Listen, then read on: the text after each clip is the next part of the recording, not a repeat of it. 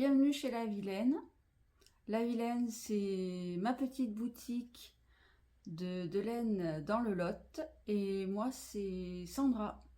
Donc ici, c'est ce qu'on appelle un podcast tricot depuis quelques années sur YouTube.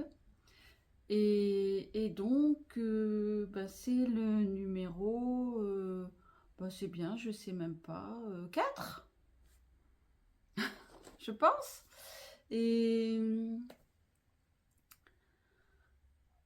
et donc ici, je vous présente mes petits ouvrages tricot, parfois crochet, mais très souvent tricot. Et ça peut être assez souvent des projets pour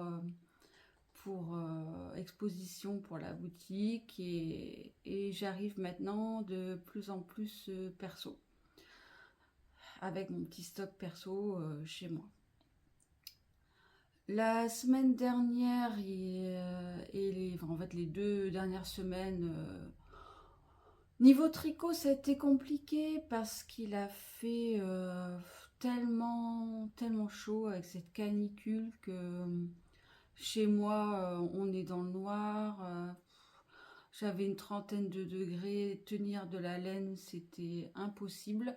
Donc, le lieu d'avancer sur mes projets perso à la maison, j'ai fait du filage au fuseau. J'ai ressorti mon fuseau, je pense que ça devait faire pas loin de 10 ans que j'ai pas sorti mon petit fuseau parce qu'en fait j'ai mon rouet mais il est à la boutique. Donc voilà. Et sinon, je n'ai qu'un projet terminé. Donc c'est parti. Donc, la dernière fois, un objet terminé, c'est le Helix Cardigan de Marguenet que j'ai terminé. Voilà. La dernière fois, j'avais fini une manche, il me semble, ou commencé une manche. Et donc, il restait la deuxième et l'encolure. Donc c'est un modèle que je recommande. Il est en français, il est payant. J'ai pas le prix en tête, mais il est très bien fait. Moi, ce que j'aime beaucoup, c'est cette petite ligne de raglan qui est très originale, que j'avais jamais fait ce genre de raglan avant. Je me rends compte qu'on voit un petit peu à travers quand même, c'est marrant, alors qu'en vrai pas du tout. Comme quoi la légende de la caméra qui amplifie tout. Donc qui se tricote du haut vers le bas en aller-retour vu que c'est un gilet. On commence, donc on crée les raglans jusqu'aux emmanchures. De là, on met les manches en attente. On tricote en aller-retour le pull et il y a 2 versions différentes. Il y a une version gilet classique ou crop. Moi, c'est la version crop que j'ai fait avec de longues, très longues côtes.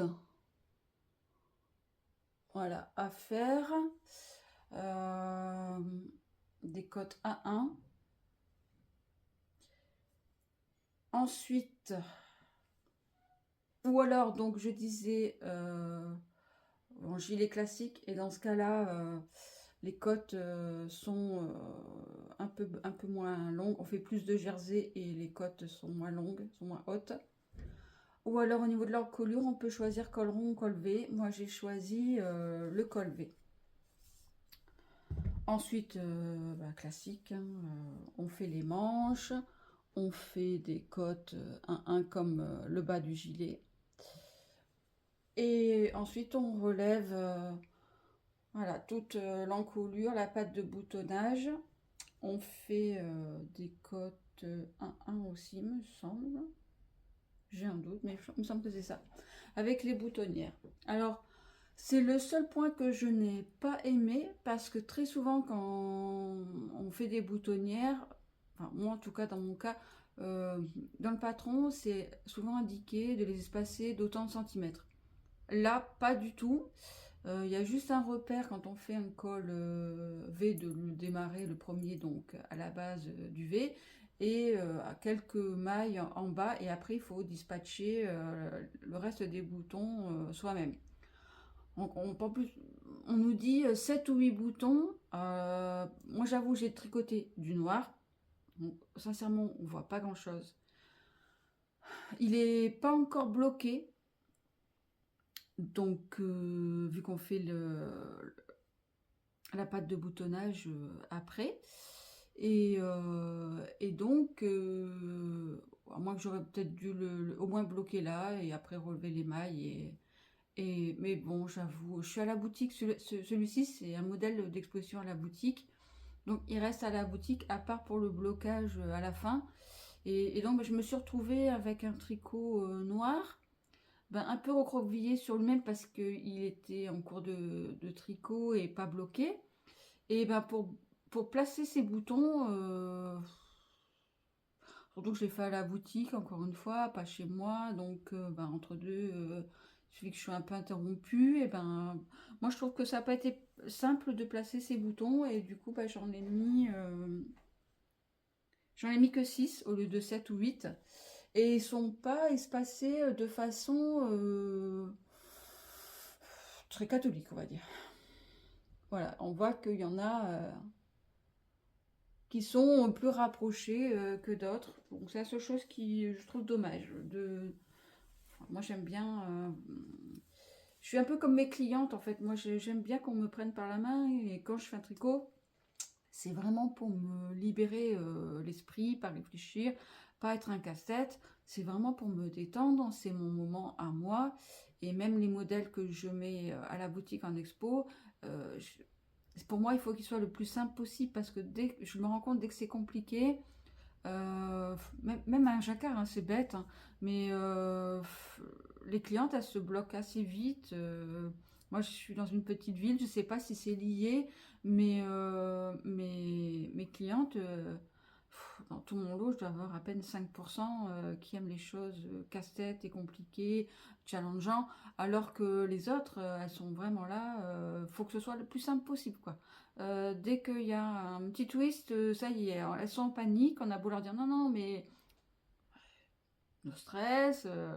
Si je l'ai fait, c'est que tout le monde peut le faire parce que même si ça fait 14 ans que je tricote, je suis pas une grande experte. Par exemple, moi, la brioche, j'en ai fait qu'une fois sans augmentation, sans diminution.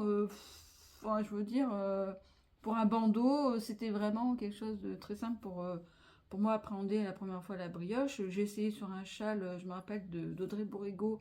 Euh, Ça a été un sacré challenge pour moi. Enfin, j'avoue, j'aime bien les choses très simples, quoi. Donc, mes pauvres clientes, elles sont vite perturbées. Donc, j'aime bien leur trouver des patrons en inspiration le plus simple possible sur Ravelry. Alors, voilà ce que ça donne. Alors, j'adore, je sais pas si... Ah, pardon pour le bruit, pour le mal de mer. C'est comme je suis à la boutique, est-ce que je peux me le... Oui. Voilà, donc ça donne ça. Donc on voit bien que mes boutons, ils sont pas positionnés comme il faut, quoi. Et voilà, quoi. Voilà, voilà, voilà. Et les manches, elles se sont un peu rallongées parce que je les ai vraiment arrêtées pile, quoi. Et la partie côte, voilà. Moi, j'aime bien. J'avoue, moi, j'aime bien. Je vais vous rapprocher encore un petit peu. Hop. Pardon pour le bruit, pardon pour le mal de mer. Et moi, ce que je voulais, c'est justement un petit gilet. J'aime bien le col V parce que je trouve que ça met souvent plus en valeur que le col rond. Après, ça tient plus chaud, un col rond, on est d'accord, mais si vraiment j'ai froid, je mets une écharpe, un col, un châle. Voilà. Et donc, je voulais assez crop et serré parce que je trouve que bah, quand on met une petite jupe, une petite robe, et maintenant très souvent j'ai des jeans taille haute, bah, ça fait un peu plus saillant. Et, euh, et voilà quoi, donc j'en suis très contente. Donc moi je l'ai fait en taille 100 cm de tour de poitrine en aiguille 4. J'ai utilisé la valoir de Plassard qui est donc composée de 90% de laine, 10% de soie. C'est je sais pas, une douceur incroyable. C'est à tricoter, il faut une aiguille pas trop pointue parce que c'est pas une laine, ce n'est pas une laine retordue. Donc si l'aiguille est trop pointue, on va piquer à travers la fibre et s'agacer. Donc il faut une aiguille assez ronde ou en bambou ou en bois, souvent c'est pas trop pointu. Et, et ça a un petit chiné niveau coloris avec la soie, enfin on voit que c'est pas uni. Bon là je suis encore une fois le matin à la boutique avant l'ouverture, donc je suis en lumière artificielle, les rideaux sont tirés, donc mais bon, souvent je mets des photos sur Instagram et sur mon Ravelry. Donc si vous voulez voir des photos. Mais je trouve que là c'est anthracite, ça fait un petit chiné avec la soie, c'est très doux. Par contre, je pense qu'au frottement, ça va beaucoup pelucher. Et donc je pense que c'est du fait que la fibre déjà, bah, elle n'est pas très retordue. Donc souvent les fibres pas trop retordues, elles ont tendance à se faire plaisir, hein, à prendre s'éparpiller un peu partout, donc à boulocher. Et mais je sais pas si la soie aussi ça peut jouer, je ne sais pas. Donc voilà. Moi j'ai fait, donc je disais la taille 100 cm. J'ai utilisé 869 mètres de fil, donc 7 pelotes et demie de valoir. Donc je recommande vraiment parce que ben on peut avoir deux versions, même plus que deux versions, parce que j'ai envie de dire quatre versions de gilet, parce que si on fait cropped avec un col rond à la place du col V, ou alors si on fait la version longueur classique d'un gilet avec les deux versions d'encolure, bah, ça nous fait quatre gilets différents avec un seul patron. Voilà, pour moi, mais voilà, je vais chipoter. C'est vraiment le placement des boutons qui, pour moi, m'a posé souci. Après, est-ce que les gens vont vraiment regarder le placement de mes boutons? Je ne crois pas. Mais c'est vrai que, bon, comme toutes les tricoteuses, ben, je vois mes défauts. Et c'est vrai que ça me contrarie, surtout que c'est un modèle d'expo pour la boutique. Là, on voit bien que j'ai un peu merdouillé, quoi. Bon, voilà, mais j'en suis super contente et vraiment la laine, je vous la recommande. C'est vraiment très chaud, très doux. euh, c'est c'est c'est Plassard, donc Plassard c'est pas non plus une laine très chère. Ça- c'est un gilet qui revient. Pas, j'avoue que j'ai pas calculé. Bougez pas. Je vais regarder combien. Bon, j'ai regardé, c'est une pelote à 7,90 € en tout cas chez moi. Et bah, si j'en ai étudié, on va dire 8, ça fait un gilet une soixantaine d'euros. Donc avec du mérino, 10% de soie, je pense que il y a plus cher quoi. Donc voilà, voilà le Helix Cardigan. Ensuite, donc bah, j'ai en encours le pull Berry Banded qui est donc, à chaque fois je pense pas à le dire, mais qu'on ne peut plus trouver car la designeuse elle a arrêté son activité et donc on peut pas retrouver ses patrons. Bon, moi je l'avais acheté il y a quelques années, donc bah, je l'ai dans ma bibliothèque perso et, et c'est un pull que j'avais déjà tricoté donc une première fois et là je le tricote une deuxième fois avec mes filets mains. Et je voulais regarder un peu où j'en étais arrivée la dernière fois. J'avais fait quelques centimètres sous les emmanchures et je pense que je suis pas beaucoup plus loin parce que justement il a fait tellement chaud et ça c'est un pull perso pour moi donc que je tricote chez moi le soir et comme je disais il fait tellement chaud chez moi dans le noir, j'ai préféré filer. De toute façon là c'est la période où je vais préférer soit tricoter des petits accessoires parce que avoir un pull sur les genoux ici dans le sud-ouest c'est impossible. C'est quand on est en période de canicule, même l'été, 30 degrés. Moi, je suis une nordiste, donc j'avoue que j'ai beaucoup de mal. Et puis après, on va arriver dans la période du Tour de Fleece. Donc, pour ceux qui connaissent, c'est les fileuses qui vont filer ou pédaler sur leur rouet pendant le Tour de France. Donc, dès que je peux, quand je travaille pas, avant, comme je travaillais beaucoup en intérim, ben, ça m'arrivait de le rater. Mais dès que j'ai l'occasion, voilà, normalement cet été, j'espère, pouvoir y participer. Donc, mon rouet, enfin voilà, je vais pédaler, pédaler, pédaler, pédaler déjà au mois de juillet. Donc, j'ai un peu moins tricoté. Et donc, voilà, la mini avancée du Berry Banding Sweater. Donc j'avais fait, je crois, je devais être peut-être arrivée là. Bon, voilà, j'ai tricoté peut-être peut-être 10 cm de... Voilà, c'est tout. Trop chaud, trop chaud, trop chaud chez moi. 30 degrés, c'est pas possible. C'est impossible de tricoter. Donc pour rappel, ce sont des laines que j'ai filées au rouet. Donc ici, c'est du mérino que j'avais acheté sur un site anglais que je ne veux plus me retrouver. Je ne veux plus me retrouver le nom. Mon cerveau, il a décidé de l'oublier. C'est pas grave. Si vraiment un jour ça revient, je le mettrai en description. Je remonterai les vidéos et je le mettrai en description. Mais de toute façon, aujourd'hui, avec le Brexit, c'est plus tellement commandé. Pardon, j'ai un appel, ça m'a fait bugger. J'ai cru que la vidéo s'est arrêtée. Enfin bref. Et donc bah, c'est plus tellement intéressant que le Brexit de commander par chez eux. Donc voilà. Et donc c'est une fibre que j'avais acheté 1 kg de fibre de mérino. Et donc je pense que je peux faire 2 pulls avec 1 kg de mérino. Hein, peut-être même quelques accessoires après avec les restes. Je ne sais pas.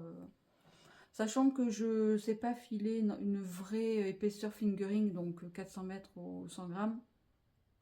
Voilà, on verra. En tout cas, je pense que je peux faire 2 pulls. Hein, ça, voilà. Et donc, et là c'était une tresse que j'ai filée au rouet aussi de chez Les Petites Potions, qui à l'époque s'appelait Amarok Yarn. Et donc, c'était la 13 numéro 15, je crois. Oui, 13 numéro 15. Donc une belle, un beau collector. J'adore la couleur. C'est bah, le joli travail de couleur de Déborah. Hein. Voilà. Et donc il y en aura également au bout des manches et le bas du corps du pull. Donc en top down, hein, ça se voit, classique. On fait des raglans. Non, pas des raglans. On fait des augmentations parce que c'est un yoke. Et donc on fait des augmentations avant le jacquard. Ensuite on fait le jacquard. Il y a à nouveau un peu d'augmentation. Ensuite on sépare le corps des manches. Et là je suis arrivée, j'ai un certain nombre d'augmentations à faire, mais très minimes. Je pense que c'est juste pour évaser un tout petit peu au niveau des hanches. Et voilà, bah là je sais pas quand je vais pouvoir le reprendre vraiment parce que on rentre dans la période où je vais pas forcément en avoir besoin. Euh, Puis il va faire tellement chaud chez moi que je vais pas trop le tricoter. Et, puis ça va être le tour de fleece, j'espère. Voilà. Donc de toute façon c'est pas pressé. Donc voilà les coloris. Donc là c'était Peppermint donc je sais plus quel site anglais, du 100% Mérino. Et là donc c'était la 13 numéro 15 donc d'Amarok Yarn, les Petites Potions. Et par contre c'était 100% Rambouillet. Ça aussi, c'est une matière super à filer. Les fileuses, je sais pas ce que vous en pensez, s'il y en a ici, mais le Rambouillet, j'adore. Et même ma fibre préférée, c'est le Polwart. Je sais pas comment ça se dit. Je pense que c'est comme ça, Polwart. Et, et c'est vraiment même mieux que le Mérino. Moi, sincèrement, c'est moins cher que le Mérino, la fibre Mérino. Et c'est aussi agréable à filer. Je peux filer vraiment très très fin, plus fin qu'avec du Mérino. Donc voilà, donc il se tricote. Donc moi je fais la taille S et je tricote en 3 et 3,5. Donc à part pour celles qui ont acheté le patron il y a quelques années avant qu'elle arrête son activité. Voilà, je peux pas, malheureusement, je peux pas en dire plus, je peux pas faire plus. C'est dommage, je trouve, de retirer ces patrons. Après, c'est un choix. Par exemple, Audrey Borrego ou Marie-Amélie Design ont arrêté, mais ont décidé de laisser gratuit. C'est juste qu'il n'y a pas le service après-vente et puis c'est tout. Voilà. Donc, je disais, comme j'ai pas beaucoup tricoté, j'ai filé. Mon rouet étant à la boutique, quand je suis à la maison, j'ai ressorti mon vieux fuseau turc hyper lourd. Enfin, j'en ai un hyper lourd. Un premier que j'avais acheté dans un kit. Je sais même plus où, avec de la fibre de mérino blanche il y a plus de 10 ans. Et ensuite, j'avais acheté un fuseau Majacraft avec les petites pales, un fuseau turc aussi, donc les petites pales interchangeables pour le poids. Parce qu'un fuseau, plus il est lourd, plus le fil sera gros.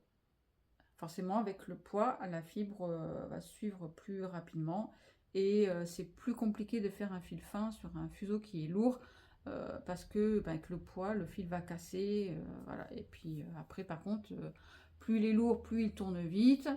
Donc forcément pour la torsion, vu qu'il y a beaucoup de fibres. Donc voilà. Et j'avais celui-là, donc je me suis dit, j'avais des petits morceaux, 10, 20 grammes par-ci par-là qu'on m'avait donné.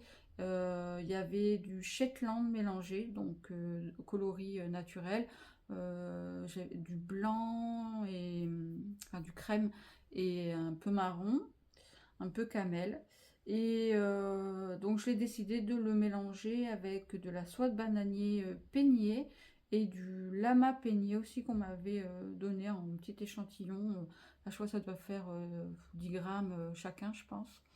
Et donc ça donne ce petit écheveau qui fait 34 grammes pour 19 mètres. Bon, c'est une épaisseur bulky. J'avoue que je sais pas trop ce que je vais en faire parce que le Shetland, ça pique. Le lama, non, c'est très très très doux. Mais le Shetland, ça pique un peu. Donc, pas proche du cou. Après, de toute façon, comme c'est mélangé, niveau coloris, je me dis que dans un petit jacquard, ça peut être sympa. Après, l'épaisseur est assez... Enfin, c'est pas régulier parce que... Moi, je marque bulky parce que j'ai vraiment pas beaucoup de métrage. Mais voilà, je peux me retrouver avec... un petit truc comme ça, là, qui a l'air pas si épais que ça, à ça, quoi. Là, c'est un peu plus épais. Mais c'est la soie de bananier, c'est comme de la soie. C'est très raide à filer. Donc, c'est pas élastique comme une fibre animale de mérino, par exemple, ou de Shetland, ou voilà, de Rambouillet ou ce qu'on veut, ça reste assez élastique quand ces fibres-là, c'est élastique, donc on peut filer, étirer la fibre et avoir quelque chose de très fin, sans grosse préparation. Souvent, ça se passe assez bien. La soie, si on fait vraiment pas des paquets déjà très très fins de sa fibre, parce que pour étirer, on peut, mais il faut prendre le temps. Et là, c'est pas mon rouet. Au rouet, j'y arrive très bien parce que la tension au niveau de la... Je sais pas comment expliquer, mais... Je cherche mes mots comme d'habitude. Mais pour étirer la fibre, le mouvement n'est pas le même entre un fuseau. étirer un tout petit peu la fibre, bien la tenir, faire tourner son fuseau, continuer à étirer, continuer à relancer le fuseau pour qu'il tourne et qu'il crée la torsion du fil, alors que ben, avec un rouet, j'ai mes deux mains de libre, je peux jouer avec l'épaisseur de ma fibre, du fil souhaité, en même temps que je pédale avec mes pieds. Donc mes deux mains sont libres, sont disponibles pour faire ça un peu plus facilement. Puis j'avoue que je n'avais pas tellement préparé mes fibres. C'était voilà, par frustration de ne pas pouvoir tricoter parce que il faisait chaud et comme tout le monde quand il fait chaud on est agacé. Et du coup je n'ai pas bien préparé mes fibres et voilà. Mais après je sais que peut-être que dans 10 ans je le mettrai dans un tricot. Ça m'inquiète pas du tout. Voilà, voilà. Donc j'ai fait un rotor Navarro. Parce qu'avant, je faisais beaucoup de rotors de brin, mais je me retrouvais avec quelques centimètres encore de mon fil célibataire, un de mes fils célibataires, plus long que l'autre. Et donc, ben, j'avais de la perte. Et souvent, je faisais ce que j'appelais des, euh, des comme les scrappy socks, mais en fait, je fais du filage scrappy, avec que des restes de célibataire. Et j'ai quelques écheveaux comme ça, très bariolés, parce que je voulais pas perdre le fil. Et je me suis toujours dit un jour, je vais les mettre dans un jacquard. Je ne l'ai pas encore fait, mais ça viendra. Ça viendra. Et je pense que ça peut être sympa. Peut-être justement pour un pull d'Andrea Mori, celui que je veux refaire. J'ai oublié son nom. Je vois son. Je vous mettrai là. Et comme c'est justement de la mosaïque, pas du jacquard, c'est ça qui est super. Moi, j'adore la mosaïque. Il n'y a pas à avoir les deux fils dans la même main ou poser un fil, reprendre un fil. C'est la mosaïque, c'est toujours avec un seul fil dans sa main et on fait glisser un fil du enfin, une maille du rang précédent. Et voilà, et donc ben, ça laisse, comme le jacquard, beaucoup de possibilités de coloris. On peut faire un fade, on peut faire. Enfin voilà, on peut faire tellement de choses. Et là, je me dis, j'ai pas de changement de fil à faire, vu que mes écheveaux ils sont tellement bariolés. J'arrête pas de dire que ben, je pourrais faire un truc sympathique comme ça, garder une couleur unie pour le fond et sortir un de mes scrappy écheveaux en, en couleur secondaire et laisser le fil vivre sa vie avec la couleur au hasard et voir ce que ça donnerait comme pull. Voilà, voilà. Et ben pareil, une fois terminé, donc je l'ai lavé, je l'ai bloqué, je l'ai laissé sécher mon écheveau et j'ai attaqué avec mon deuxième fuseau turc, donc le Majacraft, une autre petite tortue. Donc là, c'est pareil. C'est du Zwartbull. J'espère que je le dis bien. Je sais plus si c'est un mouton belge ou néerlandais. Honte à moi qui habitais dans le Nord, franchement. Mais c'est pas. Voilà. Dans le Nord, c'est les vaches, c'est pas les moutons. Les moutons, c'est plus ici, voilà. Les brebis, est-ce que vous voulez ici dans le Lot? Mais bon, moi, j'ai pas été élevée trop avec ça, c'est plus les vaches. Et encore, j'en avais pas trop autour de chez moi, c'est surtout des champs, mais pas les animaux, quoi. La culture des céréales ou des patates, mais. Donc, euh, donc voilà. Donc, il y avait 10 grammes aussi, je crois. Et bah là, c'est le fil célibataire, hein. Et bah pareil, je vais le retordre en Navarro. Et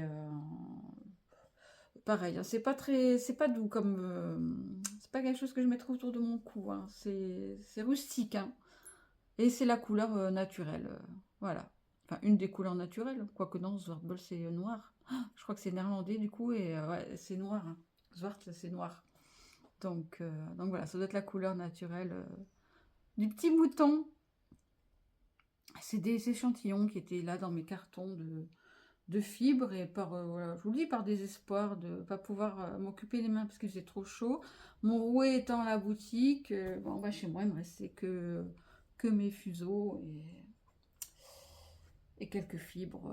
Après, il y en a d'autres que je voudrais filer, mais je veux vraiment les filer sur mon rouet parce que là, c'est vraiment des tresses de 100 grammes et je veux faire des beaux écheveaux.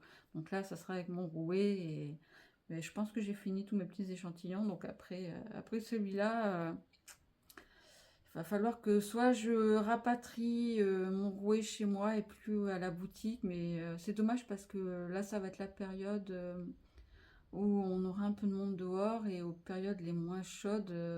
J'ai déjà commencé, mais bah, j'aime bien faire une petite animation devant la boutique et souvent bah, ça permet d'échanger, de la curiosité des passants, de faire un petit échange, quoi, de créer un petit échange et ben, moi de me faire connaître aussi, il faut être honnête, hein. Si on me remarque, et ben, on me retient et voilà.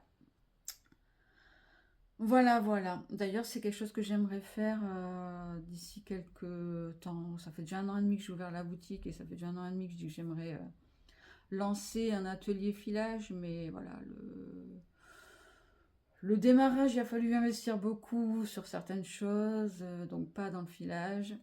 Et là, ben, comme d'autres commerçants, je pense d'ailleurs à Timeco qui a fait une petite vidéo pour expliquer la situation financière de sa boutique. Donc, on en est au même point, nous ici à Souillac, hein, tous les commerçants, depuis mars, le chiffre d'affaires n'est vraiment pas bon. Et donc, investir quand le chiffre d'affaires n'est pas bon, c'est pas possible. Donc, j'espère que ça se relancera bientôt, que la situation va pas trop durer, pas trop traîner dans le temps. Et justement, pouvoir continuer à développer nos commerces et apporter bah, tout ce dont les clients ont envie, ont besoin, sans être dans le stress et freiné par la situation, quoi. Petite parenthèse fermée. Ensuite, donc ayant fini le Elise Cardigan pour la boutique, je voulais faire des accessoires parce que j'ai un fil de chez Plassard que je trouve très beau, que j'ai depuis quelques mois à la boutique, que j'ai très peu vendu parce que, comme souvent, ce qui plaît, c'est ben, voilà, une petite démonstration du fil, un petit échantillon. Et ça, souvent, ça donne une idée quand un fil est varié de ce que ça peut donner. Et donc, les clients se projettent mieux et donc achètent plus facilement un fil qui est varié plutôt qu'uni. Quand on peut voir vraiment le rendu final. Et plutôt que de faire un échantillon tout bête, parce que j'ai remarqué que certaines de mes tricopines avaient pu tricoter ce fil, et j'ai vu que les rayures n'étaient pas identiques d'un coloris à un autre. Et elles sont pas très courtes, ces rayures. Donc faire un échantillon de 10 sur 10, on n'aurait pas vu toutes les rayures. Et je me suis dit, encore faire des chaussettes, c'est bête, je trouve. Donc j'avais flashé sur un modèle de mitaine qui s'appelle Warm and Simple, qu'on peut retrouver sur Ravelry en français et gratuitement. Donc de Sandrine Voss, je pense que ça se dit comme ça, Voss. Et donc en aiguille 2,5 avec un fil fingering ou fil à chaussettes classique, quoi. Et je me suis dit que c'était parfait, la taille d'une mitaine pour voir l'enchaînement des rayures de ce fil varié. Donc j'ai commencé à faire une mitaine verte, je vous montrerai. Et donc pendant 2 semaines, j'avais ma fille en stage à la boutique, son stage de seconde. Et ma voisine d'en face qui donne des cours de peinture sur bois m'a proposé très gentiment de la prendre pour faire une initiation de peinture sur bois. Et comme ma fille elle était en seconde CCD, donc création, culture et design, elle fait beaucoup de dessins.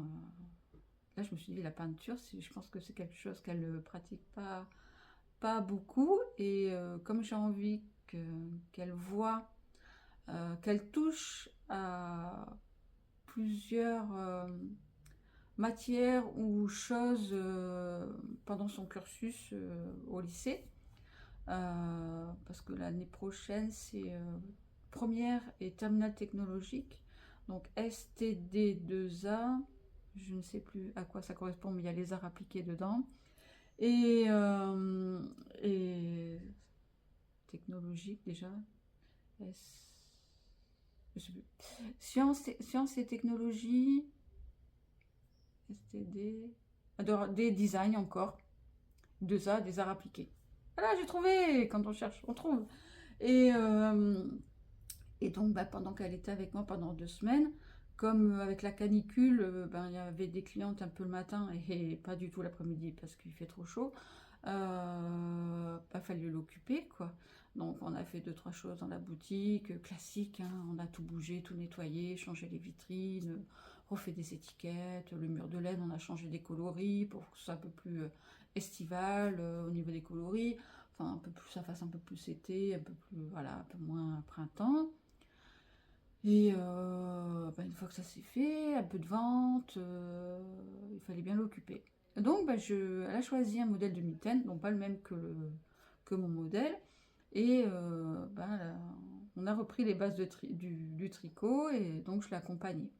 Elle est en train de les terminer à la maison, là, juste la première mitaine, hein, faut pas trop en demander. Hein. Alors, elle aura 16 ans là, le mois prochain, les ados, faut pas trop les pousser. Hein. Donc en 2 semaines, elle a presque terminé une mitaine. Et donc pendant 2-3 jours pas complets, par-ci par-là, elle est partie donc chez ma voisine d'en face et elle a fait de la peinture sur bois. Je n'en dirai pas plus parce que, et je ne peux pas vous montrer pour l'instant parce que voilà. De toute façon, ça ne vous intéresse pas, c'est la peinture sur bois. Et voilà. Et donc, je trouvais que c'est un bel échange entre commerçants. Enfin, moi, j'ai trouvé ça super gentil. Et donc, pour la remercier, parce qu'elle n'a pas souhaité que je lui paye ses séances d'initiation pour ma fille, je me suis dit, je vais lui faire un cadeau à ma petite voisine. Et comme j'étais en train de tricoter des mitaines, j'ai dit, c'est l'occasion, elle les aura pour... pas maintenant mais pour la prochaine rentrée, arrivée d'hiver, quoi. Et donc, je lui ai tricoté une première mitaine bleue, donc il faut que je fasse la deuxième là aujourd'hui, et comme ça, je lui offrirai, normalement, j'espère, ce soir ou demain matin, grand max. On verra. Et donc, j'ai 3 coloris de chez Plassard que je souhaite donc mettre en avant à la boutique. Et donc, je vous montre. Donc, la première mitaine qui est terminée, donc c'est celle-ci. Donc, j'aime beaucoup parce que, déjà, c'est un modèle français, gratuit, très simple. Voilà, c'est des cottes, du jersey, la séparation du pouce. Voilà, si on tricote en Magic Loop ou avec des aiguilles double pointe, c'est très, très facile, très simple. Et donc, ça me permettait de mettre en avant les rayures de la Tradi Merino Multico de Plassard. Voilà. Et donc, c'est un fil à chaussettes parce qu'il y a du nylon si on le souhaite. 65% de laine, 25% polyamide et 10% de cachemire. Donc la Tradi Merino, c'est vraiment une laine que j'aime beaucoup chez Plassard parce que c'est une laine qui est à 6-7 euros à peu près la pelote selon si elle est unie ou variée comme celle-ci. Et donc il y a quand même 10% de cachemire. Donc c'est une pelote qui est pareil, Plassard n'est pas très cher. Après, c'est pas très cher, mais souvent, au niveau coloris, c'est assez limité. Il n'y en a pas 50 des coloris. Mais voilà, je trouve que ça fait le job et c'est sympa, quoi. Et donc, j'aime aussi ce modèle parce que, ben, s'il fait un peu frais quand on est dehors, on peut se recouvrir un peu le bout des doigts, ça réchauffe quand même un peu, et puis si on est occupé sur le téléphone, ou à conduire, ou que sais-je, quoi, dans les bureaux un peu frais, sur l'ordinateur, eh ben on peut rabaisser, replier les côtes. Donc j'ai trouvé ça génial. Donc moi j'ai utilisé, donc j'ai pas encore pesé parce que je veux peser mes laines quand j'aurai fait la deuxième. Là j'en ai fait qu'une. Parce que je me suis arrêtée pour faire la paire bleue pour ma voisine. Mais donc j'ai utilisé donc, la Plassard Tradi Merino Multico coloris 82 pour la variée verte. Et la Tradi Merino coloris 75 pour l'uni. Donc j'ai fait les côtes en uni. Et j'ai aussi essayé voilà, de m'arrêter à peu près à la rayure qu'il fallait pour faire la deuxième. Presque pareil, j'espère. De la bleue, je me suis foirée déjà. Donc voilà, on verra, on verra. Donc j'adore. Je trouve, je vais en faire. En fait, je crois que je vais en faire plein et je vais en offrir à Noël parce que c'est en 2 jours j'ai fait une paire de mitaines. Ça demande pas beaucoup de fil, je pense, hein, parce que déjà là, une mitaine, j'ai utilisé que ça, quoi. Je sais même pas combien. Alors, pour les deux, pour la paire. Enfin, voilà, je verrai bien. Et donc, j'en ai terminé une première, une autre, une verte. Donc, moi, j'ai fait la taille S pour moi. C'est un tour de 17 cm. Taille M, c'est 19. Après, il y a la taille L, 21 cm. Donc là, on voit que déjà, pour moi, c'est trop grand. Mais c'est pour ma voisine. Elle est un peu plus plantée que moi. Donc, la version bleue, que j'aime beaucoup aussi. Donc, là, j'ai utilisé... Je vais vous montrer d'ailleurs. La deuxième est en cours et on voit bien que niveau rayure, je me suis... je savais pas où m'arrêter. J'ai l'impression que les coloris, enfin, on voit, les coloris sont pas les mêmes. Enfin, les rayures, elles ont pas l'air... sont pas identiques. Hein. Je sais pas. J'avoue. Je sais pas. Parce qu'après, je suis pas retombée. Là, on voit on tombe sur du blanc là, ici. Là, pas du tout. C'est plus haut. Ouais, donc bah, pour se repérer, pour faire identique, c'est pas évident. Donc bah, j'ai commencé la deuxième. Hein. Voilà. Et donc là, ah, j'ai pas l'étiquette de la bleue. Bougez pas.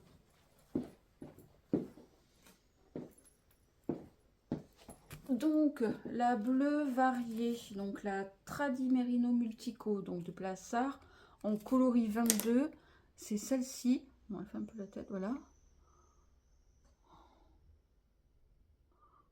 Je la trouve trop belle. Et donc pour l'uni, c'est la Tradi Merino coloris 22. Et il me reste encore à tester quand j'aurai terminé donc ma deuxième mitaine bleue et ma deuxième mitaine verte. Je voudrais tester celui-ci, qui est donc le coloris 34. Et cette fois-ci, je vais tester sans coloris uni pour les côtes. Je vais tout faire avec celle-ci pour voir ce que ça peut donner. Voilà. Donc, c'est un modèle que je recommande. De toute façon, je mettrai tout dans la barre de description en bas. Et je pense que j'ai fait le tour. Et je voulais vous montrer. Donc depuis 1 an et demi, je fais des tricots pour la boutique en présentation pour montrer un peu le toucher de la laine, les coloris mis ensemble. Et j'ai gardé tous mes restes et je me suis dit que j'allais faire des accessoires. Voilà, hein. Donc rien que ça, c'est rien que les restes de la boutique. Autant vous dire qu'à la maison du boutin chez Cotte, il y en a des restes. Je vous ai dit, il y a 3 couvertures en cours que je n'ai pas touchées depuis 3-4 ans, je crois. Et voilà, donc c'est un puissant fond, ces pelotes. J'espère que le son aura été bon parce que j'ai testé sans mes oreillettes aujourd'hui. Donc je vais tester, je vais voir ça. Et puis ben, je vous dis, moi je pense là à la semaine prochaine parce que ça y est, il n'y a plus de stagiaires. Il n'y a plus trop de... Non, il n'y a plus trop de rendez-vous. Ah, peut-être des rendez-vous encore perso, mais ouais, non, je pense que là, la semaine prochaine, ça va se faire. Surtout que ben, la boutique va commencer à être au ralenti, ça va être juillet-août, les départs en vacances. Donc je pense que je vais surtout avoir des touristes. Mes enfants sont en vacances. Voilà, je pense que ça va être tranquille jusqu'à la rentrée. Sauf si j'ai besoin de reprendre un emploi intérimaire pour tenir à flot la boutique. À voir, à voir, à voir. On va voir. On va voir comme mes collègues commerçants si on peut juste tenir juillet-août. Comme ça, moi j'ai la chance d'être dans une région qui est touristique. Donc, l'air de rien, j'ai beaucoup de clientes qui rentrent et qui veulent un souvenir de leurs vacances ou pour les personnes étrangères. Bon, j'ai beaucoup d'anglais, j'ai eu quelques allemands, enfin voilà, j'ai des belges, des néerlandais. Donc dans le coin qui viennent en vacances ou qui ont des maisons secondaires, hein, beaucoup dans le Lot, la Dordogne, euh, et, et qui aiment bah, acheter bah, un peu local pour leurs souvenirs, pour offrir en cadeau. Donc, comme je travaille qu'avec quasiment que des laines françaises, donc Fonty c'est à 2 heures d'ici. Plassard c'est français, bon même si c'est fait, je pense à plus de 90% en Italie, mais ça reste européen. C'est une marque française, voilà. Donc, je veux dire, ça m'aide, je pense, de ce côté-là à tourner encore en été, là où forcément tout le monde ne tricote pas l'été. Au contraire, hein, il y a des passionnés comme moi qui vont tricoter ou filer et trouver des solutions pour tricoter pendant les chaleurs et d'autres qui ne tricotent que l'hiver et qui, par exemple, jardinent ou peignent ou font autre chose pendant les fortes chaleurs. Surtout avec nos canicules qui risquent de revenir de plus en plus intensément et de plus en plus souvent. Donc voilà, il faut essayer de tenir. Donc je pense à tous mes collègues commerçants qui sont dans le même cas que moi. Et bon, on a été encore interrompu, encore le téléphone. Bon, de toute façon, ça va être l'heure pour moi de commencer ma journée de travail. C'est l'heure d'ouverture. Donc, je vous dis bon tricot, restez au frais le plus possible et puis profitez, faites ce que vous aimez et à bientôt, à la semaine prochaine.